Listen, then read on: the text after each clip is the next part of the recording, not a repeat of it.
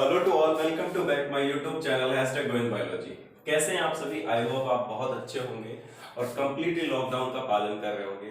अगर हम घर पर रहेंगे तो सेफ रहेंगे और अपनी कम्युनिटी को, अपने पूरे देश को बचा पाएंगे।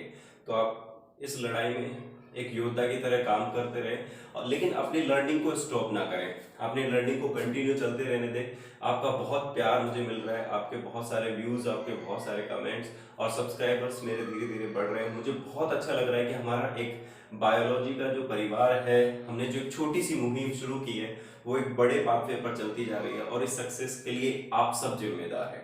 तो thank you so much for supporting me, thank you so much. आपने मुझ पर विश्वास जताया और आप इस मेरे सफर में मेरे साथ एक हमसफर बन करके आगे की ओर बढ़ रहे हैं।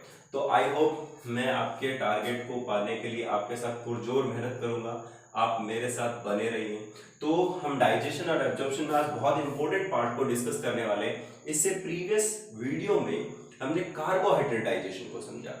तो कार्बोहाइड्रेट डाइजेशन में हमने ये देखा कि पॉलीसेकेराइड से मोनोसेकेराइड के फॉर्म में कौन कौन से डाइजेस्टिव एंजाइम वहां काम करते हैं, कौन कौन से जगह पर वहां पर डाइजेशन होता है। और फाइनली हमने देखा कि स्मॉल इंटेस्टाइन में ग्लूकोज, फ्रक्टोज और गैलेक्टोज में आने के बाद फूड डाइजेस्ट हो जाता है और उसके बाद उन्हें एब्जॉर्ब कर लिया जाता है रिलीज के द्वारा और हमारे ब्लड में ट्रांसपोर्ट कर दिया जाता है। तो आज हम हमारे फूड का सेकंड मोस्ट इंपॉर्टेंट कंपोनेंट को डिस्कस करने वाले हैं, जिसका नाम है प्रोटीन।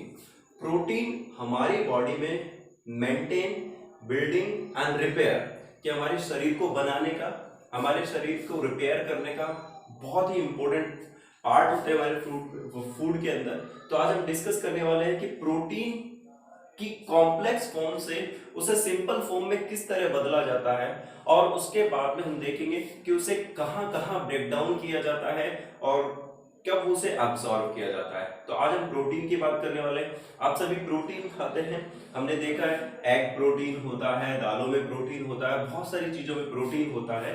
तो प्रोटीन वो प्रोडक्ट है जो हमारी बॉडी को मेंटेन करने के लिए, बिल्डिंग अप करने के लिए और रिपेयर करने के लिए बहुत इंपॉर्टेंट प्रोडक्ट होता है। सो प्लीज आज हम डिस्कस करते हैं अबाउट द प्रोटीन डाइजेशन। तो आप इसे बहुत अच्छे से समझेंगे। मैं आपको बताना चाहूंगा कि ह्यूमन बींग्स में हम देख रहे हैं कि जो कॉम्प्लेक्स फूड पार्टिकल्स है उन्हें ब्रेक डाउन किया जा रहा है और ब्रेक डाउन करने के बाद वहां पर एंजाइम एक्टिविटी होती है, जिसके बाद उन्हें सिंपल फॉर्म में चेंज कर लिया जाता है, एब्जॉर्बेबल फॉर्म में चेंज कर लिया जाता है, जिससे फूड को एब्जॉर्ब किया जा सके। तो आज हम डिस्कस करने वाले हैं डाइजेशन ऑफ प्रोटीन। किसे डिस्कस करने वाले हैं? Digestion of protein. तो मैं आपको पहले बता चुका हूं कि बकल कैविटी में केवल कार्बोहाइड्रेट का डाइजेशन होता है, बकल कैविटी के अंदर प्रोटीन डाइजेशन नहीं होता है। ईसोफेगस में हम बात कर चुके थे कि ईसोफेगस किसी प्रकार का कोई डाइजेस्टिव एंजाइम सीक्रेट नहीं करती है, तो यानी नो प्रोटीन डाइजेशन ईसोफेगस। लेकिन याद करें, जब मैंने आपको स्टमक पढ़ाया था तो बताया था कि फर्स्ट टाइम प्रोटीन डाइजेशन की जो शुरुआत होती है वो स्टमक में होती है और बहुत ही इंपॉर्टेंट एंजाइम का आज हम रोल पढ़ने वाले हैं, जिसका नाम है पेप्सिन।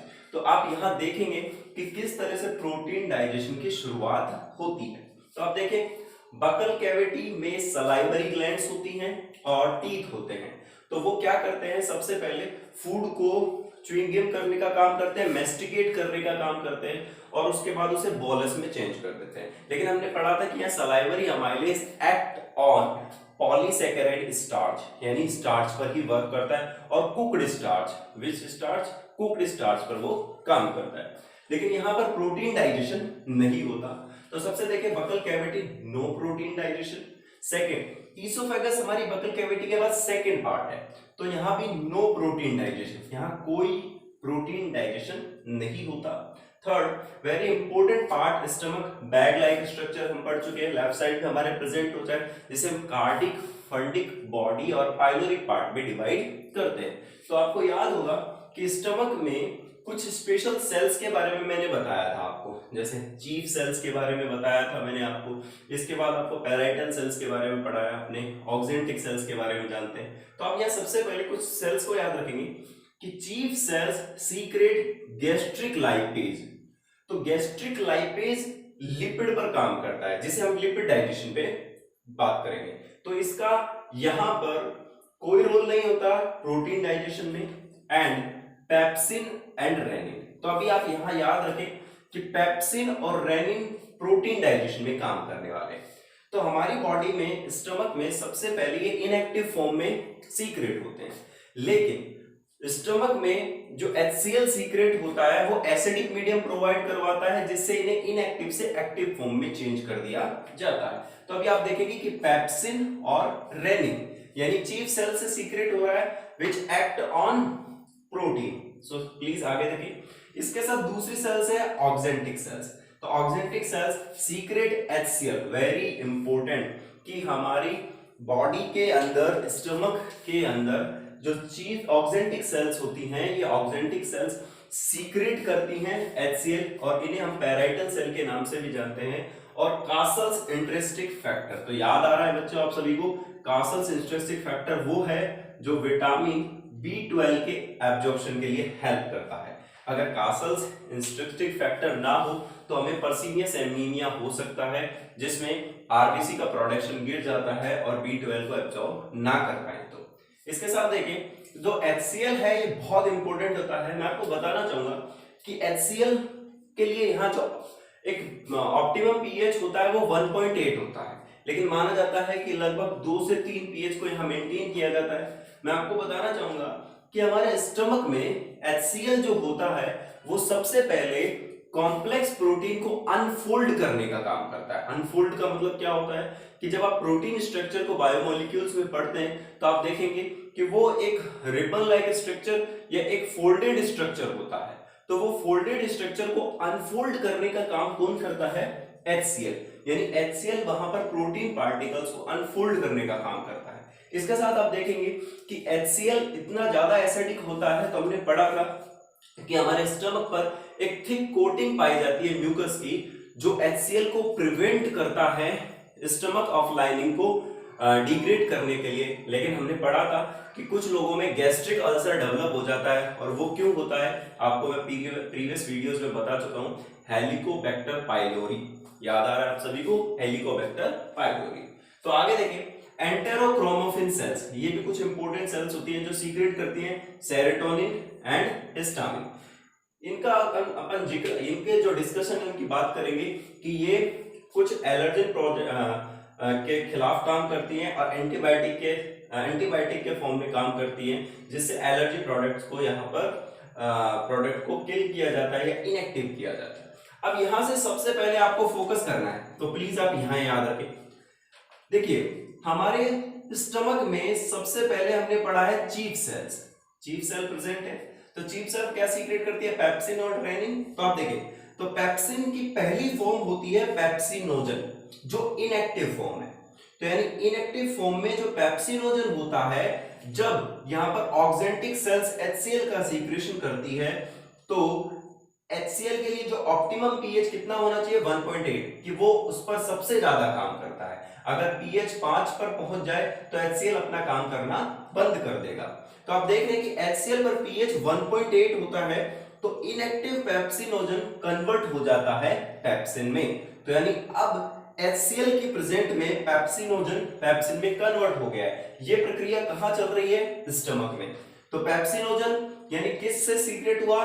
चीफ सेल से, इनएक्टिव फॉर्म में। फिर हमने पढ़ा ऑक्जेंटिक सेल्स क्या सीक्रेट करती हैं? HCl। तो HCl के प्रेजेंस में ये किस में चेंज हो गया? पेप्सिन में। इतना समझ में आ गया। अब आप देखें कि it can digest protein particles. तो अपन यहां देख सकते हैं कि ये यहां पर जनरली प्रोटीन पार्टिकल्स को डाइजेस्ट करने के लिए काम करता है, और ये इनएक्टिव एट पीएच ऑफ 0.5। तो अगर आप देखें तो यहां पर जनरली ये जब 5 पीएच जब आता है तो वहां पर आकर के पेप्सिन क्या हो जाता है? इनएक्टिव हो जाता है। तो इसके साथ आप देखेंगे दूसरा, ये सबसे इंपॉर्टेंट चीज है, अगर आप याद रखें कि pepsin absent in case of invertebrates, कि इनवर्टिब्रेट्स में पेप्सिन नहीं पाया जाता। किन इनवर्टिब्रेट्स की हम बात कर रहे हैं? तो आप एनिमल किंगडम जब पढ़ते हैं तो याद करें, प्रोटोजोआ से लेकर गायनोडर्मेटा तक जब हम आते हैं तो वहां इनवर्टिब्रेट्स को पढ़ते हैं, और इनवर्टिब्रेट्स में पेप्सिन नहीं पाया जाता है। तो यहां तक चीजें क्लियर हुई हैं आपको। तो पेप्सिनोजन इनएक्टिव फॉर्म में था, HCl ने उसे एक्टिव कर दिया है और पेप्सिन में वो कन्वर्ट हो गया है। अब वो डाइजेशन यहां से शुरुआत करता है। तो हमने पढ़ा है कि स्टमक वो पार्ट है जहां से प्रोटीन डाइजेशन की शुरुआत होती है। अच्छा लग रहा है आपको? अच्छा लग रहा होगा, चीजें धीरे धीरे समझ में आ रही होगी। आई होप आप नोट्स मेक करते जाए, बनाते जाए, चीजों को अपने टॉपिक्स के हिसाब से लिखे। मैंने आपको पहले भी बताया कि इस दुनिया में आपसे अच्छे नोट्स कोई नहीं बना सकता है। हर कंसेप्ट को क्लियर करने के लिए आप एक ड्रॉ चार्ट बना सकते हैं, आप अपने कंसेप्ट को लिख सकते हैं जिससे आप उन्हें रिवाइज कर पाए और चीजों को समझ पाए। इसके बाद देखिए यहां पर मैंने एक वर्ड लिखा, ऑटो कैटालाइसिस। जो पेप्सिन होता है उसमें एक फंक्शन होता है ऑटो कैटालाइसिस। इसका मतलब क्या होता है कि एक बार जब पेप्सिनोजन HCl के कांटेक्ट में आने के बाद जब एक्टिव हो जाता है तो वो सारे पेप्सिनोजन को अपने आप ही एक्टिव कर देता है। यानी इनिशिएटर की फॉर्म में HCl प्रेजेंट होना चाहिए, उसके बाद पेप्सिन ही बचे हुए सारे पेप्सिनोजन को एक्टिव कर देता है, जिसे हम क्या कहते हैं, ऑटो कैटालाइसिस। तो प्लीज पेप्सिन में कौन सी कैटेगरी में प्रेजेंट है, एक यहाँ पर इसका फीचर है ऑटो कैटालाइसिस। आगे देखिए, अब आप देखें कि यहां पर जो पेप्सिन होता है वो क्या काम करता है। तो देखो प्रोटीन्स क्या होता है, प्रोटीन्स की जो सिंपल फॉर्म होती है वो अमीनो एसिड। अमीनो एसिड से प्राइमरी, सेकेंडरी और टर्शियरी प्रोटीन का फॉर्मेशन होता है। तो आप देखेंगे प्रोटीन एक कॉम्प्लेक्स पार्ट है जिसे हम लास्ट में जाकर के अमीनो एसिड्स में चेंज करना चाहेंगे, क्योंकि सिंपल फॉर्म वही है जो उसके बाद उसे हम एब्सॉर्ब कर पाएंगे। तो प्रोटीन पर कौन काम करता है, पेप्सिन। अभी हमने देखा यहाँ पर एक्टिव पेप्सिन हुआ, और पेप्सिन के एक्ट करने पर वो किन चीजों में टूटा, proteoses, peptones and large polypeptide. Please mention करें कि प्रोटीन्स पर जब पेप्सिन काम करता है तो प्रोटियोसिस, पेप्टोन्स एंड लार्ज पॉलीपेप्टाइड्स में उसे ब्रेक डाउन कर दिया जाता है। तो यानी स्टमक में प्रोटीन डाइजेशन जब शुरू हुआ तो पेप्सिन ने किस पर काम करा, प्रोटियोसिस, पेप्टोन्स एंड लार्ज पॉलीपेप्टाइड में। याद रख गया। अब इनका डाइजेशन आगे होने वाला है जिसे हम आगे डिस्कस करेंगे। तो अभी हमने ये चीज समझी कि प्रोटीन्स का डाइजेशन पेप्सिन के प्रेजेंस में होता है। पेप्सिन कहां से आया, पेप्सिनोजन को HCl ने एक्टिव किया और पेप्सिन में बदल दिया। आगे चलिए, अब अपन आगे देखते हैं कि पेप्सिन के साथ आप देखें रेनिन का भी सीक्रेट हो रहा है। कहां पर, चीफ सेल से स्टमक पार्ट में। तो रेनिन को आप देखें, चीफ सेल क्या सीक्रेट करती है, रेनिन। तो मैं आपको बताना चाहूंगा कि रेनिन क्या होता है, ये हमारी बॉडी के अंदर मिल्क डाइजेशन यानी मिल्क में प्रेजेंट कैसिन प्रोटीन को डाइजेस्ट करने के लिए हेल्पफुल होता है। मैं आपको एक और चीज बताना चाहूंगा कि जब हम ह्यूमन बींग्स को पढ़ते हैं तो उन्हें हम वर्क मैमेलिया में स्टडी करते हैं, और मैमेलिया में इसलिए रखा गया है क्योंकि हमारे अंदर मेमोरी ग्लैंड्स पाई जाती है। और आप देखें कि इन्फेंट में सबसे प्राइमरी जो फूड होता है वो मिल्क ही होता है। तो आपको याद रखना है कि rennin only present in mammals, कि मैमल्स के पास क्या प्रेजेंट होता है, रेनिन प्रेजेंट होता है। इसके अलावा रेनिन किसी में प्रेजेंट नहीं होता। तो अब आप सोच रहे होंगे कि सांप तो दूध पीता है, तो सांप किस क्लास में आता है, रेप्टिलिया में। But reptilia do not have rennin. तो जब उसके पास रेनिन ही नहीं है तो क्या वो मिल्क डाइजेशन कर सकता है, नहीं कर सकता। इसलिए बहुत सारे मिथक है, आप उन्हें कंसेप्चुअली और साइंटिफिकली सोचिए कि सांप के अंदर जब रेनिन ही नहीं होता तो क्या वो मिल्क डाइजेस्ट कर सकता है। इसलिए मैं आपको बताना चाहूंगा कि सांप के अंदर मिल्क डाइजेशन नहीं होता और उसकी कोई फूड नहीं होता, वो कभी दूध नहीं पीता। लेकिन अगर आप एक भूखे जानवर को कुछ भी दोगे तो वो जबरदस्ती उसे थोड़ा बहुत पी लेगा। तो इसलिए आप याद रखें कि रेप्टाइल्स के अंदर रेनिन प्रेजेंट नहीं होता, क्योंकि ये केवल कैरेक्टरिस्टिक किसका है, मैमल्स का। इसे हम आगे जब एनिमल किंगडम पढ़ेंगे तो उसमें भी डिस्कस करेंगे। तो आप देखें कि रेनिन भी किस फॉर्म में प्रेजेंट होता है, सबसे पहले प्रोरेनिन। और प्रोरेनिन किस फॉर्म में है, इनएक्टिव फॉर्म में। तो इनएक्टिव फॉर्म में उसे भी HCl ने रेनिन यानी एक्टिव फॉर्म में चेंज कर दिया है। तो प्रोरेनिन HCl के प्रेजेंस में किस में चेंज हुआ है, रेनिन में। तो अब आप देखें कि यहां पर रेनिन काम करता है इन्फेंट्स में, यानी छोटे बच्चों में रेनिन का सीक्रेशन बहुत ज्यादा होता है इन बड़ों की तुलना में, क्योंकि छोटे बच्चों में जो फूड कंपोनेंट्स के फॉर्म में मिल्क सबसे ज्यादा मात्रा में रहता है, तो रेनिन उस पर काम करता है। तो अब रेनिन देखो किस तरह से काम करता है। सो प्लीज, मिल्क प्रोटीन कौन सी होती है? केसिन। तो यानी वो केसिन पर ही काम करने वाला है। तो मिल्क प्रोटीन केसिन को जो हमारा रेनिन होता है, अगर हम बात करें तो यहां लिख देंगे हम RENNIN। देखो RENNIN, तो याद रखिए ये तो है रेनिन। ये रेनिन कहां सीक्रेट होता है? स्टमक में। और अगर RENIN अगर हम लिख दें तो ये कहां सीक्रेट होता है? किडनी से सीक्रेट होता है। तो रेनिन और रेनिन में आप डिफरेंस करना थोड़ा सा याद रखें। NIN कहां होगा? स्टमक में। और NIN कहां होगा? किडनी से रिलेटेड। अभी हम इसे आगे भी डिस्कस करेंगे एक्सक्रीशन में। तो मिल्क प्रोटीन क्या होता है? केसिन। केसिन पर कौन वर्क करता है? रेनिन। और वो उसे किस में बदल देता है? पैराकेसिन में। यानी उसने उसे डाइजेस्ट किया और किस में बदल दिया? पैराकेसिन में। और पैराकेसिन में वो कैल्शियम आयन की प्रेजेंस में कैल्शियम पैराकेसिनेट में बदल जाता है। प्लीज आप याद रखें, मिल्क प्रोटीन क्या था? केसिन। केसिन पर किसने काम किया? रेनिन ने। और रेनिन किस में बदल देता है उसे? पैराकेसिन में। तो पैराकेसिन के प्रेजेंस में कौन आए? Calcium ion. और कैल्शियम आयन किस में बदल जाएगा? Calcium पैराकेसिनेट। Okay.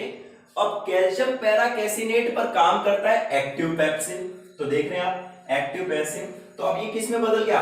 Proteoses, peptones and large polypeptide. So please अगर आप यहां देखें तो हमने पहली बार पढ़ा था कि पेप्सिन प्रोटीन्स पर जब काम करता है, मिल्क प्रोटीन की बात नहीं कर रहा हूं, अदर प्रोटीन की बात कर रहा हूं, तो प्रोटियोजेस, पेप्टोन्स और लार्ज पॉलीपेप्टाइड में बदल रहा था। तो यहां से आप देखें कि मिल्क प्रोटीन कैसिन के साथ ही किसमें बदला? पैराकेसिन में, रेनिन के प्रेजेंस में।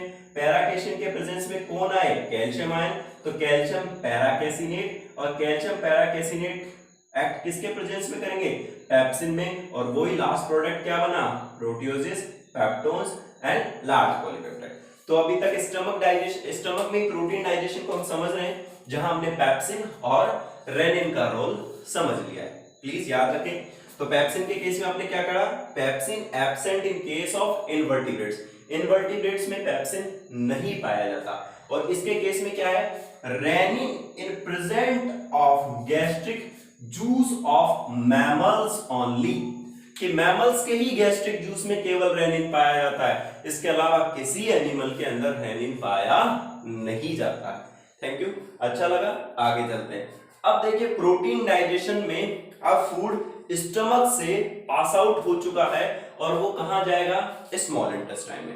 तो स्मॉल इंटेस्टाइन में हम डिस्कस कर चुके हैं कि मेजर कंपोनेंट पार्ट यहीं आकर के डाइजेस्ट होता है और एब्सॉर्ब होता है। स्मॉल इंटेस्टाइन के 3 पार्ट हम डिस्कस कर चुके हैं, ड्यूडेनम, जुजोनम और इलियम।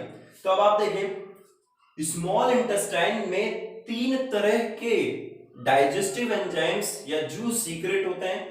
लीवर से आने वाला बाइल जूस, पैनक्रियाज से आने वाला पैनक्रेटिक जूस और इंटेस्टाइनल सेल से आने वाला इंटेस्टाइनल जूस। लेकिन हम याद करके पहले बात कर चुके हैं कि बाइल जूस में कोई डाइजेस्टिव एंजाइम नहीं होते, लेकिन बाइल साल्ट्स या बाइल पिगमेंट्स पाए जाते हैं जो फैट इमल्सिफिकेशन में काम करते हैं। इसके बाद हम फैट डाइजेशन पढ़ेंगे तो मैं आपको बाइल जूस का कंप्लीटली रोल समझाऊंगा, क्या होता है, फूड कब वहां पर काइम में चेंज होता है, काइलोमाइक्रोन्स क्या होते हैं, लैक्टियल्स उन्हें एब्सॉर्ब किस फॉर्म में कर पाते हैं। तो प्लीज आप कंटिन्यूअस लेक्चर्स को देखते रहे। तो अब देखिए स्मॉल इंटेस्टाइन में जो सबसे ज्यादा प्रोटीन डाइजेशन के लिए हेल्पफुल एंजाइम होते हैं वो पैनक्रियाज सीक्रेट करती है। कौन सीक्रेट करती है? पैनक्रियाज। तो देखो पैनक्रेटिक जूस में 3 तरह के प्रोटीन डाइजेशन एंजाइम सीक्रेट हो रहे हैं। पहला ट्रिप्सिनोजन, दूसरा काइमोट्रिप्सिनोजन और तीसरा प्रोकार्बोक्सीपेप्टिडेज। अब देखिए ट्रिप्सिनोजन, काइमोट्रिप्सिनोजन और प्रोकार्बोक्सीपेप्टिडेज ये 3 प्रोटीन डाइजेस्टिव एंजाइम है जिन्हें पैनक्रियाज सीक्रेट करती है। लेकिन अब ये सारे के सारे किस फॉर्म में है? इनएक्टिव फॉर्म में। तो इन्हें एक्टिव करना पड़ेगा। तो एक्टिव करने के लिए आपको मैं बताना चाहूंगा कि ट्रिप्सिनोजन ट्रिप्सिन में बदलता है, किसके प्रेजेंस में? एंटेरोकाइनेज। अब अगर आप बता पाए तो बताइए कि एंटेरोकाइनेज कौन सीक्रेट करता है? मैं आपको लास्ट में बताऊंगा। क्या आप कमेंट सेक्शन में मुझे बता पाए कि एंटेरोकाइनेज कौन सीक्रेट करता है? अभी इतना याद रखें, मैं लास्ट में बताऊंगा कि एंटेरोकाइनेज कौन सीक्रेट करता है, थोड़ा सा आप भी दिमाग लगाइए। तो ट्रिप्सिनोजन एंटेरोकाइनेज के प्रेजेंट में बदल जाता है ट्रिप्सिन में। ओके, फिर उसके बाद आप देखें कि दूसरा प्रोटीन डाइजेस्टिव एंजाइम कौन है? काइमोट्रिप्सिनोजन। तो काइमोट्रिप्सिनोजन अब ट्रिप्सिन के प्रेजेंस में किस में बदल जाता है? काइमोट्रिप्सिन में। इसके बाद तीसरा देखें, प्रोकार्बोक्सी पेप्टिडेज, अब ये भी ट्रिप्सिन के प्रेजेंस में किस में बदल जाता है? कार्बोक्सी पेप्टिडेज में। तो अब आप देख रहे हैं कि सबसे पहले प्रोटीन डाइजेस्टिव एंजाइम्स को एक्टिवेट करने के लिए भूमिका किसने निभाई? एंटेरोकाइनेज ने। एंटेरोकाइनेज का सीक्रेशन कौन करता है? Duodenum part. प्लीज आप याद रखें, कौन सीक्रेट करता है उसे? Duodenum part. तो ड्यूडेनम में स्पेशल सेल्स होती हैं जो एंटेरोकाइनेज को सीक्रेट करती हैं और वो ट्रिप्सिनोजन को एक्टिव ट्रिप्सिन में बदलने का काम करती है। फिर उसके बाद ट्रिप्सिन ही काइमोट्रिप्सिनोजन और प्रोकार्बोक्सी पेप्टिडेज को एक्टिवेट कर देता है और काइमोट्रिप्सिन और कार्बोक्सी पेप्टिडेज में बदल देता है। अब हम इसके आगे देखते हैं। These three enzymes act on proteases, peptones and large polypeptide। यानी ये तीनों एंजाइम मिल करके प्रोटियोजेस, पेप्टोन्स और लार्ज पॉलीपेप्टाइड पर काम करते हैं, क्योंकि हमने देखा कि प्रोटीन डाइजेशन के बाद यही बदलचे। अब इसके बाद देखें आप, टू फॉर्म स्मॉल पॉलीपेप्टाइड और डाइपेप्टाइड एंड अमीनो एसिड। तो यानी इन्हें सिंपल फॉर्म में बदलने के लिए ट्रिप्सिन, काइमोट्रिप्सिन और कार्बोक्सी पेप्टिडेज वर्क करते हैं और वर्क करने के बाद ये इनको यहां पर आकर के प्रोटियोज, पेप्टोन्स और लार्ज पॉलीपेप्टाइड को डाइजेस्ट करने का काम शुरू कर देते हैं। इसके बाद आप आगे देखें, जो trypsin also called ancestral enzyme, very important, इसे आप याद रखें, ये आ चुका है पहले के एग्जाम्स में, मेडिकल एग्जाम्स में। याद रखें कि trypsin also called ancestral enzyme, ancestral मतलब जो पुराने से चला आ रहा है। ऐसा क्यों कह रहे हैं एंसेस्ट्रल एंजाइम? क्योंकि ये प्रोटोजोआ से लेकर के प्राइमेट्स तक यानी नॉन कोर्डेटा और कोर्डेटा दोनों के अंदर प्रोटीन डाइजेशन का काम करता है। तो इसलिए ट्रिप्सिन को एंसेस्ट्रल एंजाइम के नाम से भी जाना जाता है, जिसे प्रोटोजोआ टू प्राइमेट्स प्रेजेंट होता है। प्लीज आप इसे मेंशन करें और नोट्स में लिखें कि trypsin is called ancestral enzyme. ठीक है, इसके बाद आगे बढ़ते हैं अपन। तो अब आप देखेंगे कि यहां पर पैनक्रियास के डाइजेस्टिव एंजाइम्स ने मेजर भूमिका निभाई, जिसमें उन्होंने प्रोटियोज, पेप्टोन्स और लार्ज पॉलीपेप्टाइड्स को डाइजेस्ट किया। लेकिन इसके साथ साथ इंटेस्टाइनल जूस में प्रेजेंट कुछ एंजाइम भी काम करते हैं। तो इंटेस्टाइनल जूस हैव अमीनोपेप्टिडेज, याद रखें, aminopeptidase and dipeptidase which act on small polypeptides and dipeptides. तो आप देख रहे हैं कि यहां पर जब इन्होंने इसको चेंज किया तो proteoses, peptones and large polypeptide to form small polypeptide, dipeptide और अमीनो एसिड, इनको यहां पर चेंज कर दिया गया पैनक्रियाटिक जूस में पाए जाने वाले एंजाइम्स में। अब इसके साथ आप देखेंगे इस इंटेस्टाइनल जूस में have aminopeptidase, dipeptidase and which action of small peptidase and dipeptidase to form free amino acid. ये वो फॉर्म है जो प्रोटीन की सबसे सिंपल फॉर्म होती है, जहां पर अमीनो एसिड की फॉर्म में उन्हें चेंज कर दिया जाता है। Free amino acid which are absorb through villi of intestine, और अमीनो एसिड्स को क्या कर लिया जाता है? यहां आकर एब्सॉर्ब कर लिया जाता है। तो अभी आपने समझा कि प्रोटीन डाइजेशन की शुरुआत कैसे हुई। तो हम एक छोटा सा रिकैप कर लेते हैं। आज हमने डिस्कस किया digestion of protein. Buccal cavity में कोई प्रोटीन डाइजेशन नहीं होता, ईसोफेगस कोई डाइजेस्टिव एंजाइम सीक्रेट ही नहीं करती, स्टमक में चीफ सेल्स पेप्सिन और रेनिन का सीक्रेशन कर रही है इंपोर्टेंटली, जो प्रोटीन के लिए काम करता है। ऑक्जेंटिक सेल सीक्रेट करती है HCl, जो पेप्सिन और रेनिन की इनएक्टिव फॉर्म को एक्टिव फॉर्म में चेंज करता है। तो इसमें देखो पेप्सिनोजन इनएक्टिव था, HCl ने काम किया और पेप्सिन एक्टिव फॉर्म में चेंज हो गया। इसके बाद देखो इट कैन डाइजेस्ट कोलेजन। एक ये चीज भी आप बिल्कुल याद रखें कि जो पेप्सिन होता है ये बहुत पावरफुल एंजाइम होता है, ये कोलेजन प्रोटीन तक को भी डाइजेस्ट करने की पावर रखता है, क्योंकि कोलेजन जो प्रोटीन होते हैं वो काफी टफेस्ट प्रोटीन में आते हैं, तो उन्हें भी ये डाइजेस्ट कर सकते हैं। फिर इसके बाद पढ़ा पेप्सिन ऑटोकैटालिसिस होता है, यानी सेल्फ ही अदर पेप्सिनोजेंस को एक्टिव करने का काम करता है। इसके बाद आपने पढ़ा कि pepsin absent in case of invertebrates, invertebrates में पेप्सिन नहीं पाया जाता। इसके बाद आपने पढ़ा कि प्रोटीन पर जब पेप्सिन काम करता है तो प्रोटियोजेस पेप्टोन्स और लार्ज पॉलीपेप्टाइड में उसे चेंज कर देता है, यानी ये प्रोटीन की एक सेकेंडरी फॉर्म है, इसे और ज्यादा आगे जाकर डाइजेस्ट करना है। इसके बाद आपने देखा कि रेनिन केवल मिल्क प्रोटीन पर काम करता है, तो प्रोरेनिन भी HCl की फॉर्म में एक्टिव होता है। तो मिल्क प्रोटीन कौन है? केसिन। रेनिन की प्रेजेंस में किस में बदला? पैराकेसिन में।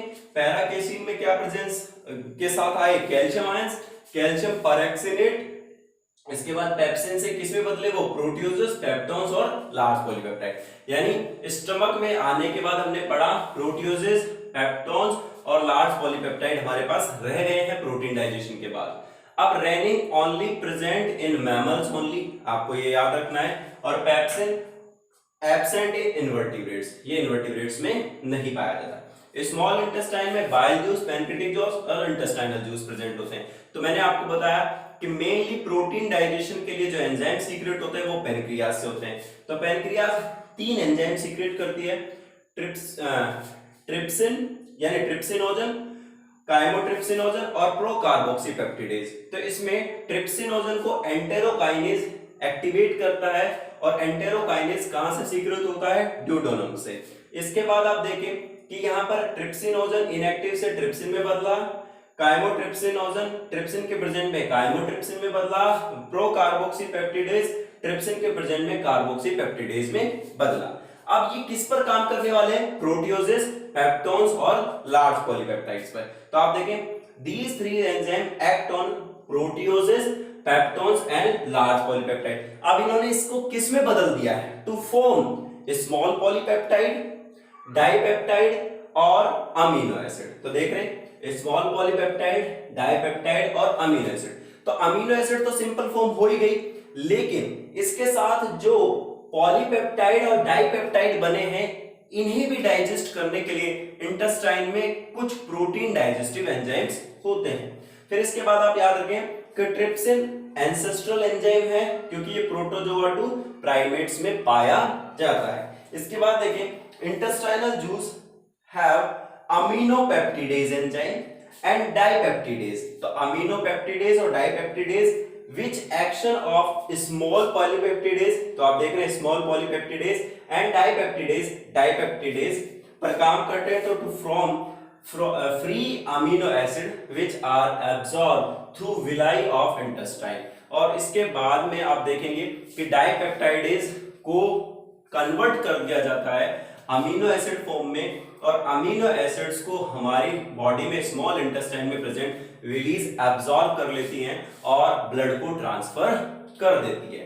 तो इस तरह से हमारे डाइजेस्टिव ट्रैक में प्रोटीन डाइजेशन की प्रक्रिया होती है, जिसके लिए बहुत सारे अलग अलग प्रोटीन डाइजेस्टिव एंजाइम काम करते हैं।